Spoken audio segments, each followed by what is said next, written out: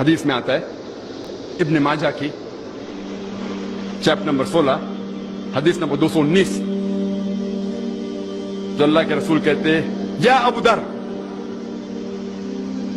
تم اگر ایک آیت کو سمجھو گے وہ 100 رکعت نفل سے بہتر ہے۔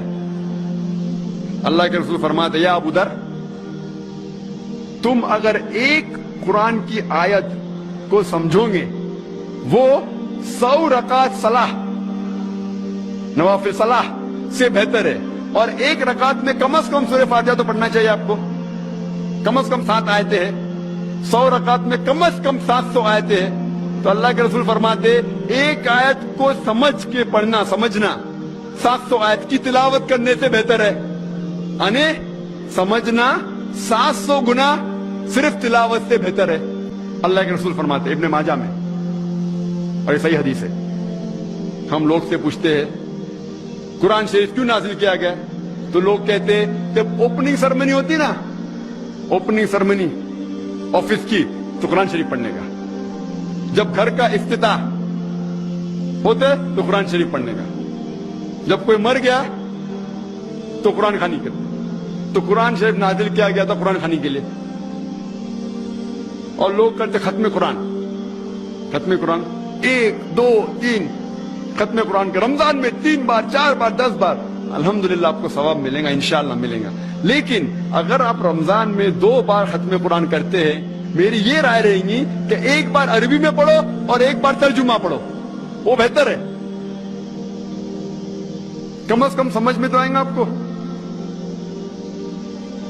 اور اگر آپ چاہتے ہیں کہ اوپننگ سرمنی میں قرآن خوانی ہو یا افتتاح ہو گھر کا تو قرآن خوانی ہو، کوئی مر جاتا قرآن خوانی، میں کوئی قرآن کی آیت میں صحیح حدیث میں نہیں جانتا ہوں کہ محمد صلی اللہ علیہ وسلم یا صحابہ کوئی مر جاتا تو قرآن پڑھتے تھے یا کوئی افتتاح کے لیے قرآن پڑھتے تھے۔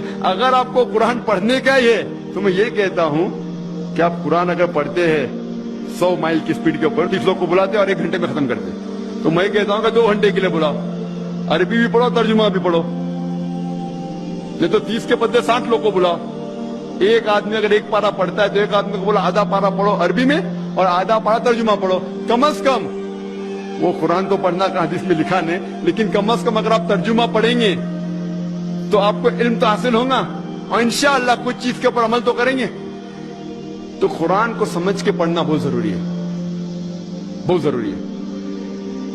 اور ایک مثال میں پیش کرتا ہوں کہ اگر آپ فرانس جاتے ہیں ایک ڈگری حاصل کرنے کے لیے، BSc کی ڈگری، آپ فرینچ نہیں جانتے، آپ کلاس اٹینڈ کرتے ہیں، کلاس اٹینڈ کرتے ٹیچر استاد آپ کو پی دیتا ہے، پریزنٹ بولتے ہیں حاضر ہے، حاضر ہے تو پی لکھتا ہے، present, P for present, English میں پریزنٹ۔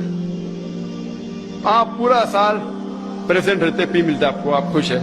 جب ایگزامینیشن آتا ہے تو کوشچن پیپر، سوال کا جو پیپر ہوتا ہے وہ آپ کو فرینچ میں ملتا ہے، آپ کو فرینچ نہیں آتی، آپ کچھ سمجھ نہیں سکتے، لیکن ایگزامینیشن میں بھی آپ کو پریزنٹ ملتا ہے، پی۔ کیا آپ جواب دے سکیں گے پیپر کا؟ آپ کچھ سوال ہی نہیں سمجھے تو جواب کیا دیں گے؟ تو یہ پی جو ہے وہ پریزنٹ کے لیے، پاس کے لیے نہیں، آپ ایگزامینیشن میں فیل ہو جائیں گے۔ تو آپ صرف قرآن شریف عربی سے پڑھیں گے، آپ کو پی ملے گا، لیکن وہ پی پاس کے لیے نہیں ہے، پریزنٹ کے لیے، موجود، حاضر۔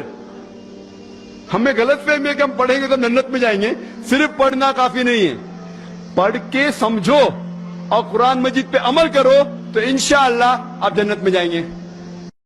دین کی بات پھیلانا صدقہ جاریہ ہے، ثواب کی نیت سے ویڈیو کو شیئر ضرور کیجیے۔ جزاک اللہ۔